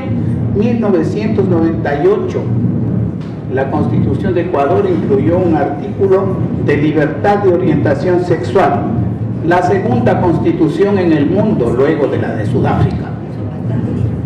Después, la cuestión de la cultura. El artículo primero de nuestra Constitución define al Estado como, a la sociedad como intercultural, no multicultural como dicen los gringos. Cualquier gringo que llega al Ecuador nos ve de todos los colores y dice, estos han sido multi. No, la interculturalidad, el respeto del otro, asimilar lo del otro para avanzar juntos. En esta diversidad de luchas, las organizaciones de mujeres se han integrado y han logrado convencer esta dureza del machismo que hay en las organizaciones sociales, que para mi modo de ver es uno de los adversarios más difíciles para lograr lo que aquí se ha dicho. Gracias. No, simplemente que me parece que entre los dos paneles últimos han sido de una riqueza tan importante para repensarnos y plantearnos nuestras visiones, nuestras formas y nuestras maneras de disputar los sentidos también de las educaciones populares, que una de las cuestiones fundamentales que han salido me parece que tiene que ver con esto de que no hay una única esencia en la forma de pensar ninguna de las condiciones humanas, ninguna de las construcciones políticas, ni ninguna de las formas. No hay las izquierdas necesitamos reinventarnos, las formas del feminismo, y en este sentido me parece, cuando por ahí se dice, bueno, la historia, por ejemplo, que reconstruimos de la educación popular, una historia de la educación popular a través de la historia del CEAL, recuperar las mujeres, creo que una de las claves es que las mujeres hemos construido más colectivamente, por eso es más difícil identificar quién fue pionera o por qué nos atrevemos a no atribuirnos o a pensar la historia más colectivamente. Yo creo que también en lo que planteaba Zaida cuando iba hablando, yo pensaba en una espiral inacabada, porque la manera de pensar es lo más bonito de esa forma. No es la identidad de estudiante únicamente, pero soy estudiante. No es la identidad de mujer, pero es la identidad de mujer, pero también la identidad étnica. Y esa forma yo creo que es el mayor esfuerzo decolonial que tenemos que hacer. Por eso yo dudo, y esto para quienes tratan de la categoría de hegemonía. Yo creo que lo que se trata de imponer en estas nuevas derechas es de hegemonizar una forma de invisibilizar las diversidades. Me parece que una hegemonía es difícil pensar en términos contrahegemónicos la posibilidad de pensar las diversidades. Me parece que ahí hay una de las claves para repensar nuestras formas políticas y pedagógicas hacia el futuro. Representado el feminismo negro. No te veíamos. Sí, hola, buenas, soy Hazel de Nicaragua. Muchas gracias. Realmente quería este espacio para hablar porque el movimiento feminista en Nicaragua al menos ha sido el único movimiento que desde que inició la dictadura de Ortega lo ha denunciado y salía a las calles y lo denunciaba y ningún otro movimiento les creía. Y eso es importante porque entonces en abril, cuando empezó la revolución o el movimiento 19 de abril, que seguramente algunas y algunos han escuchado, nos dimos cuenta de que definitivamente estábamos viendo una dictadura que había sido denunciada 10 años antes y que no lo mirábamos. Y había sido denunciado por las mujeres de Nicaragua, ¿verdad? Y ahora, bueno, 5 años después nació todo el movimiento campesino para la defensa de la tierra, por todo el tema del canal interoceánico que quería hacer y que tampoco les creíamos porque eran campesinos y campesinas que luchaban, que salían en sus pueblos, que hacían marchas y protestas y que fueron liderados también por una mujer, que doña Chica Ramírez, y que ahora se encuentra exiliada en Costa Rica. Entonces, me parece importante porque he escuchado las experiencias de tantas chavalas les decimos a las jóvenes en Nicaragua, de tantas chavalas de este lado, pero quería que supieran también cómo ha sido la lucha de las mujeres en Centroamérica, y recordaba también a Berta que fue asesinada en Honduras, y seguramente muchas mujeres en Costa Rica, en Guatemala, en El Salvador, sobre todo en el Triángulo Norte, que viven todo el tema de la violencia de las maras, y ahí están muchas mujeres, madres también, que efectivamente también sufren la pérdida de sus hijos e hijas que son arrebatados por la violencia. Entonces son cosas importantes.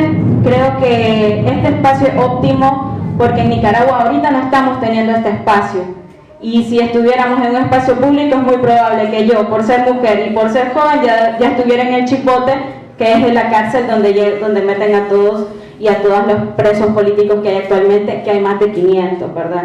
Entonces, por estas chavalas universitarias que actualmente están siendo procesadas, es importante hacer la denuncia.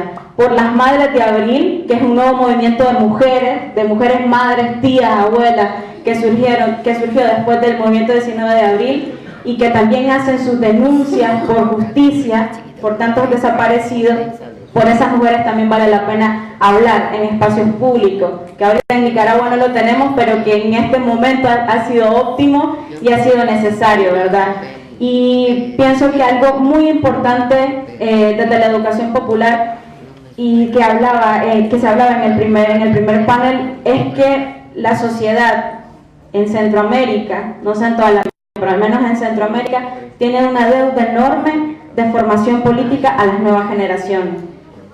Y ha habido y se debe una disculpa a las juventudes de Centroamérica por creer que éramos apáticos a las realidades políticas del país. Y quienes han movilizado el movimiento 19 de abril y toda la revolución pacífica del momento han sido las juventudes, que casi siento que se ha invisibilizado un poco. Algo que yo no miré en el paseo de ahora de la historia del CEAL fue que en el 2008 inició el grupo temático de juventudes de la CEAL, y eso es importante, porque entonces hay que rescatar también a los movimientos juveniles, de mujeres, de chavalas, de chavalos, que también están optando por la defensa de la tierra y por la defensa de los derechos humanos, y también de la educación pública de calidad, ¿verdad? Entonces hay una deuda de las generaciones un poco mayores de transmitir toda una educación política en nuestra región, al menos, no sé en las demás, pero al menos en nuestra región.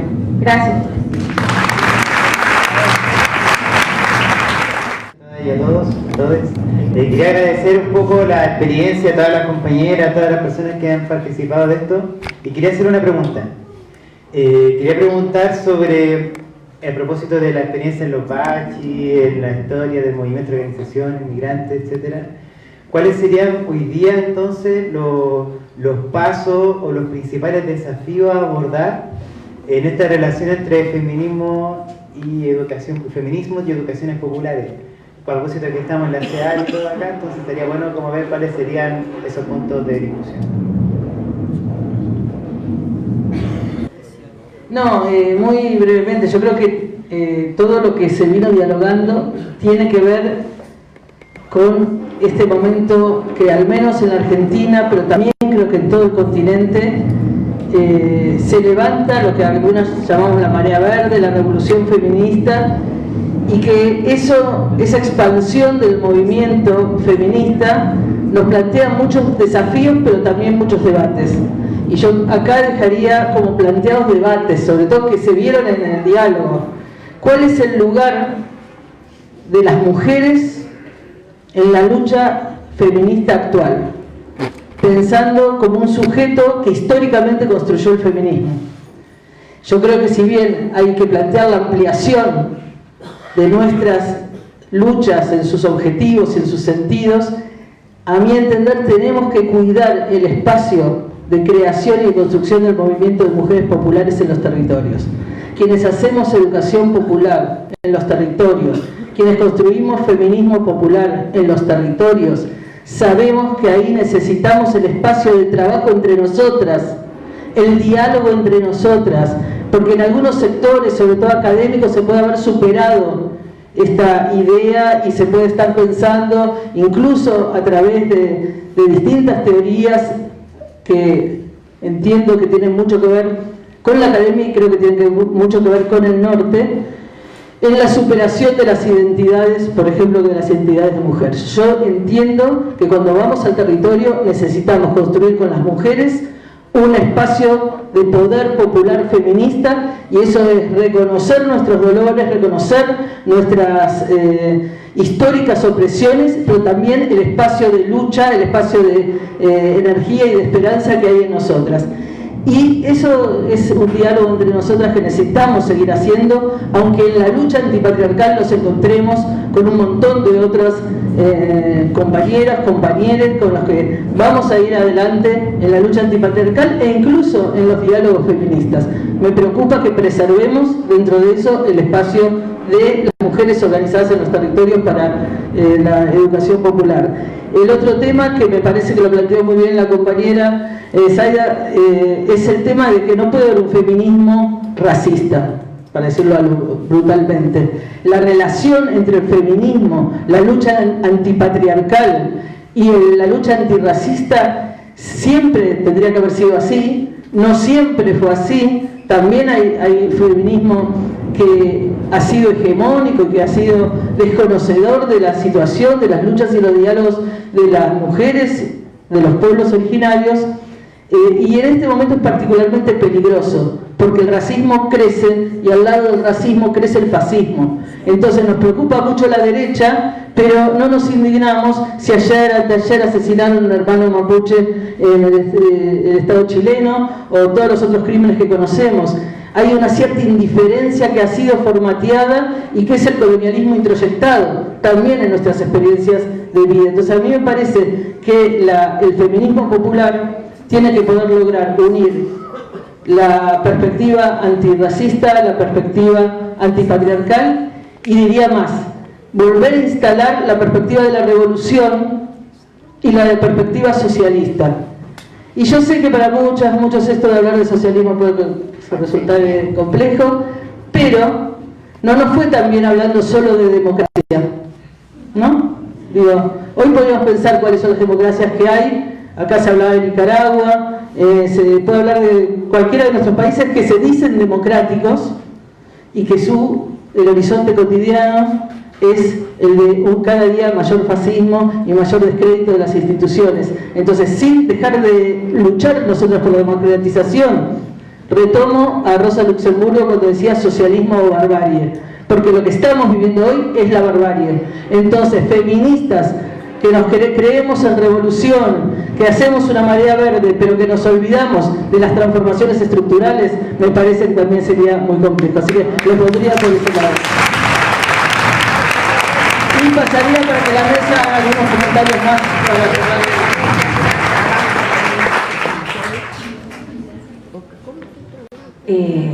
Yo estoy feliz porque realmente hablan las jóvenes. Y me parece que las jóvenes están encontrando eso que preguntaba este joven, ¿no? Han tirado ellas diríamos, los ejes y las precisiones o líneas donde realmente ven que hay que estar. Y me parece que la están pegando, o sea, es el momento realmente de una relación etaria muy juvenil, que lo único que le podría decir es como que sí tienen que seguir debatiendo, y mucho. Y ellas debaten con los varones también. Hay nuevos varones que están ahí y están con ellos. Acá es una muestra. O sea, me parece que dicotomizar a esta altura entre varones y mujeres, si bien me parece excelente lo que dice Claudia, que en los territorios hay que defender los espacios propios de mujeres como antaño, porque es ahí donde se dan, diríamos, se dan las grandes discriminaciones y las imposibilidades de las mujeres con los 4 roles que van teniendo, pero también contemplando también los varones en esta historia de que están mucho más en la casa porque son desocupados. Bueno, todo ese círculo que se vuelve a repetir como la década del 90 en el Cono Sur, que hay que atenderlo como situaciones de hoy. Me parece que las jóvenes hoy están en rebeldía, realmente, como dice aquel, pañuelos en rebeldía. Y en esa rebeldía van a ir encontrando porque son disruptivas. Viste que cada una habla de una cuestión, irrumpe y sin prepararse y sin haber pensado qué van a decir. Y me parece que esa es la riqueza. Y nosotros tenemos que poner nosotros mucho oído, ¿no? yo no me animaría a decir otra cosa, de por dónde hay que ir. Me parece que en última instancia lo vamos a ir encontrando juntas si nos necesitan. Creo que sí, que nos buscan y es bueno, pero que es el momento de acompañar. Eso creo, que es el momento de acompañar.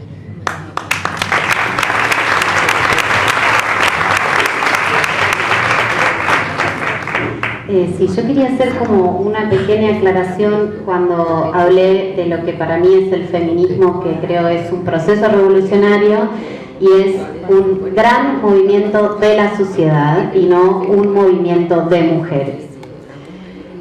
Por un lado, me parece que si miramos a los jóvenes nos están marcando un camino que es un camino claramente no binario y lo festejo, pero de todos modos creo que es importante resaltar que cuando yo hablé recientemente del gran movimiento de la sociedad que para mí es el feminismo, lo pienso no solo de las diversidades que se hallan dentro del feminismo, sino de la gran capacidad y que tiene actualmente el feminismo de haber podido gestionar las mayores diferencias entre los diversos movimientos, organizaciones e identidades sociales al interior de ese gran movimiento. Entonces, me parece que no es, por el contrario, borrando las diferencias, sino al revés, ponderando las diferencias, pero sí yendo juntas. Creo que no es el momento de dividirnos.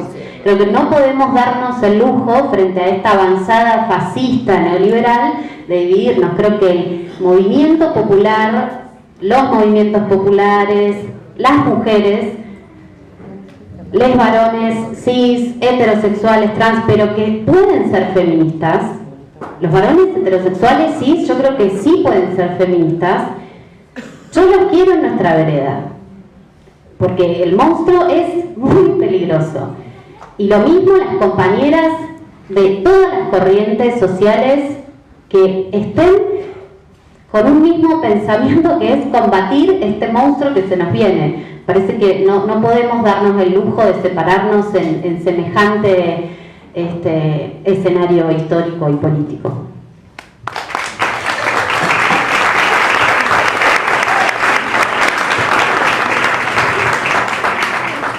Bueno, pues Aida. Bueno, nada, muy sencillísimo. Yo creo que acá los puntos de vista finalmente son convergentes y son divergencias. Hay divergencias en las convergencias. Vaya el oxímoron, porque así es la vida. Así es la vida. Hay algo que es fundamental y es el núcleo duro de cualquiera de estas propuestas, es demoler, darle un finiquito al patriarcado. Y el patriarcado se ha autorizado mucho más, es un movimiento, es una condición que le vino tal en un momento de la historia de la humanidad. En el Neolítico superior no tiene más, siempre digo lo mismo. La humanidad tiene 200.000 años, el patriarcado tiene 10.000, 20.000 años, es nada, ¿tá? Entonces quiere decir que va a llegar un día en que también es necesario saberlo, va a tener su extinción. Esa es la cuestión. Pero quiero decir que cuando la burguesía autorizó las férulas mayores patriarcales, porque hubo una vuelta de tuerca patriarcal con la burguesía, no podemos estar, disimular el efecto que tuvo sobre una reconstrucción imposible patriarcal durante el siglo XIX para acá. Debemos saber algo, que fue algo bastante trágico en la humanidad reciente, y es que la burguesía que despojó a los trabajadores de bienes, los despojó inclusive de la propia creación que hacían, ¿saben lo que hizo? Algo brutal. Ustedes tienen a sus mujeres, ¿está claro? Autorizó férula patriarcal en todas las clases sociales. Y este es el punto tremendo que tenemos que conmover.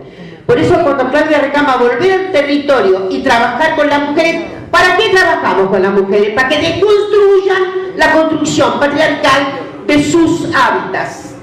Este es el problema que tenemos.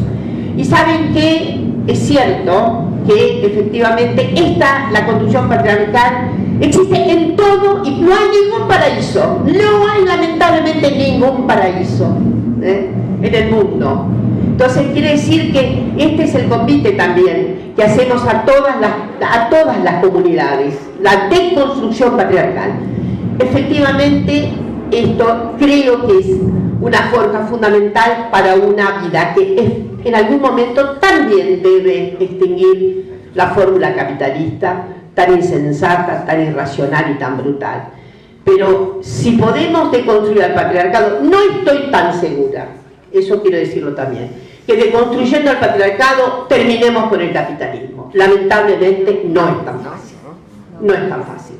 Pero entonces tenemos una apuesta que ha sido formulada. Yo soy de las que creo que efectivamente hay una fórmula no contingente, que es la condición femenina, no es un ser, es un estar en condición femenina, y que efectivamente hay circunstancias en donde esto tiene que acrisolarse en esa vertiente y tiene que aceptar formidablemente la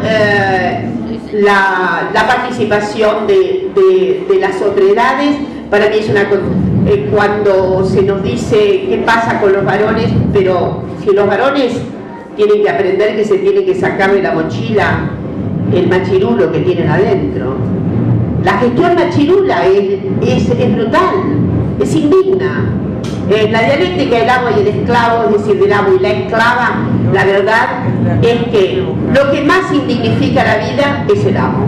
Así que está en la hora de sacudirse esa mochila atroz, que además les ha traído muchos problemas. Porque efectivamente pudieron usufructuar el poder, las condiciones, los beneficios, etcétera, de todo el significado asociado a la jerarquía masculina, pero ¿sabe cuánto han pagado por eso? Muchísimo. Inclusive la insensatez de pensar que son menos emotivos que las mujeres. Ridículo total. O que no tienen fuerza expresiva para la ternura. Y ridículo total. Que fueron, como decía un viejo gran competente ensayista marxista inglés, en 1850 ocurrió algo trágico en Inglaterra. Los varones fueron obligados a no llorar más en público. Bueno, hay que terminar con esta estupidez. ¿Saben por qué? Porque esta estupidez no es tan estúpida. Finalmente está revestida de fórmulas fascistas, fórmulas de autorizar un sometimiento que efectivamente en sí mismo es una fórmula fascista. Bueno, muchas gracias.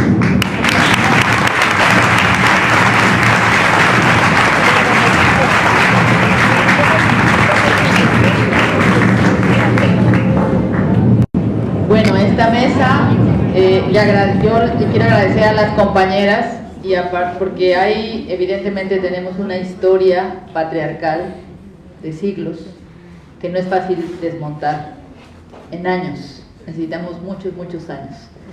Y para CEAL creo que retomamos muchísimos de los desafíos. Evidentemente hay una historia que tenemos que escribir, que construir cada una desde los territorios.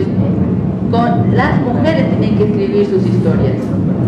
Quiero compartirles una anécdota. Soy muy intensa y el día anterior al que me vine, tuve una reunión con mujeres de barrios populares en Guadalajara y vimos un video que tiene 40 años que habla de las relaciones de clase, pero también de las relaciones de género y de poder. Y una de las mujeres que yo diría como de manera ingenua, pensé que le iba a costar más trabajo hacer una reflexión más política, pero ella dijo: lo que yo acabo de ver con este video es que los poderosos están organizados y nosotras no estamos organizadas. Cada quien tiene su lucha y lo que tenemos que hacer es organizarnos. Y entonces yo dije: qué maravilla, eso es lo que queremos, eso es formación política. Y entonces estamos creyendo que la formación política tiene que estar con aquellos que están convencidos y convencidas, y no, tenemos que estar con aquellos que han sido excluidos y excluidas y que están haciéndonos creer, como yo ingenuamente pensé, que nos va a costar más trabajo hacer esa transformación. Y entonces nos vamos haciendo juntas y juntos. Y entonces lo que dije también en una conferencia con mucha gente en Morelia, México, dije: esto que voy a compartir no es una construcción personal, es una construcción colectiva. porque muchas personas, hombres y mujeres, han aportado a esto que les voy a decir. Esto que voy a decir no es lo que yo construí, es algo que hemos venido construyendo juntas y juntos. Y entonces el camino es colectivo, pero evidentemente necesitamos desmontar este sistema patriarcal, como ustedes bien lo han dicho, racista, colonialista, capitalista. Pero si no lo tenemos presente, que eso está viviendo con nosotras y nosotros, va a ser muy complicado. Y entonces a lo que afirmábamos en Guadalajara era, necesitamos reconocer los privilegios que tenemos para renunciar a ellos. Y eso cuesta trabajo. Entonces, esa renuncia de privilegios la tenemos que hacer todas y todos. Y hay mucho trabajo que hacer y nos tenemos que escuchar y tenemos que estar y hermanarnos y denunciar y no dejar de gritar y hacer la revolución.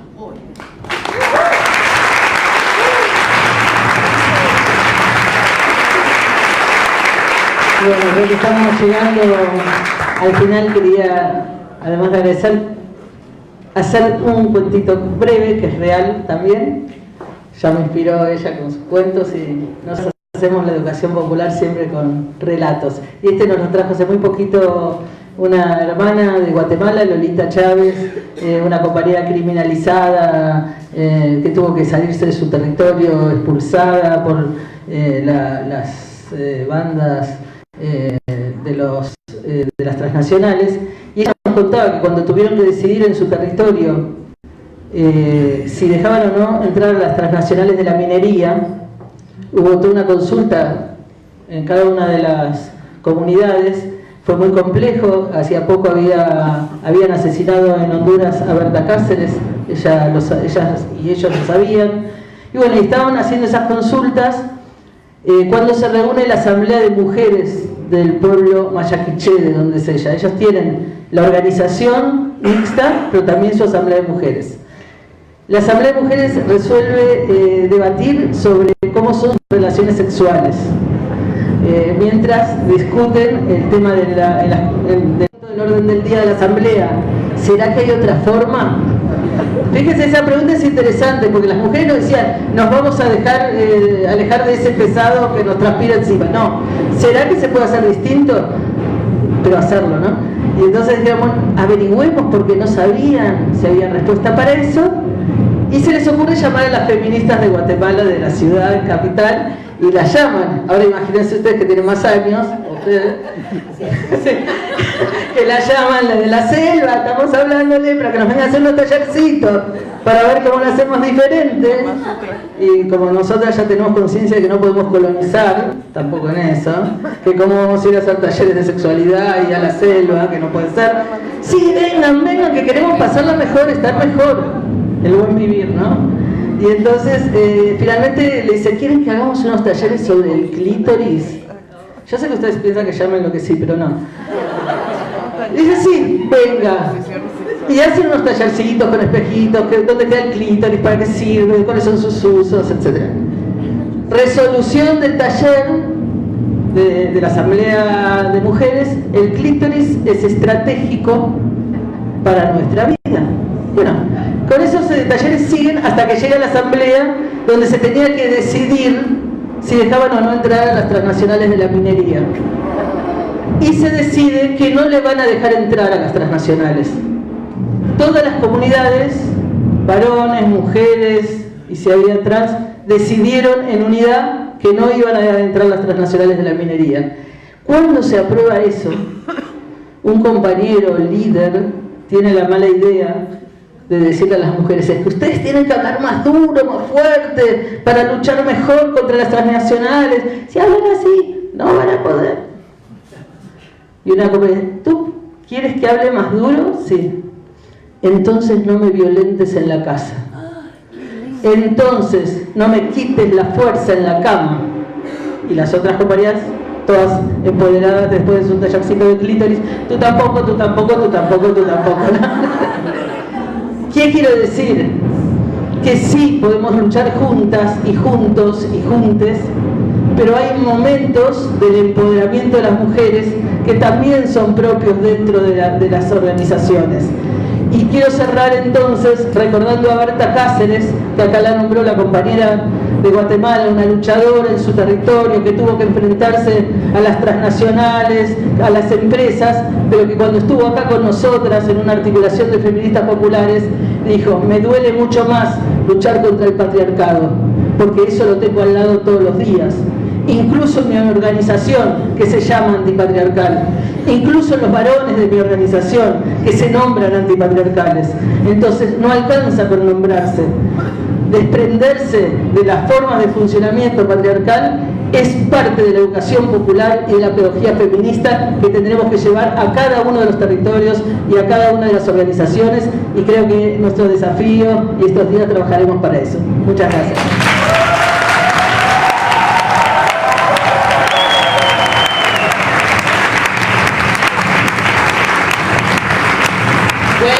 Agradecemos a las compañeras y les vamos a dar un presente, un presentito. Va la piragua, va el libro de Oscar, no sé si va el diccionario de Pablo Freire, pero van ahí. Y bueno, muchas gracias compañeras, compañeros. Y les vamos a invitar a que pasen a su lugar, pero además viene una sorpresa. Viene una representación teatral que se llama Las Maldichas. Las Maldichas. Entonces, no sé si ya está todo preparado, si qué tenemos que hacer, mover aquí, mover allá, pero muchísimas gracias por estar aquí.